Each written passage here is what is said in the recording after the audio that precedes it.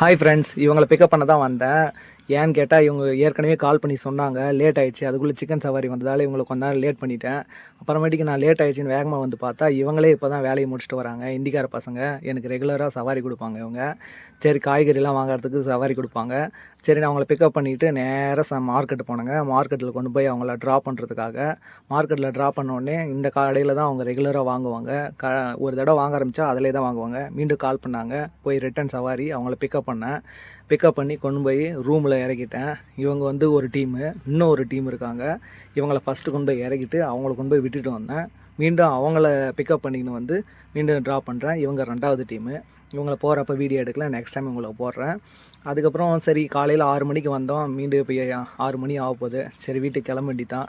வாழ்க்கையில் நான் இவ்வளோ தூரம் என் அம்மா கையில் இருக்கிற வரைக்கும் கஷ்டப்படல. ஆனால் எனக்கு குடும்பம் வந்த முன்னாடி தான் இந்த கஷ்டப்படுறேன். எல்லா கஷ்டமும் என் ஃபேமிலிக்காக தான். ஆனால் அது வந்து எப்போ தெரிஞ்சுன்னா, என்னுடைய அப்பா இறந்த பிறகு தான் அதனுடைய கஷ்டத்தெல்லாம் எனக்கு தெரிஞ்சு.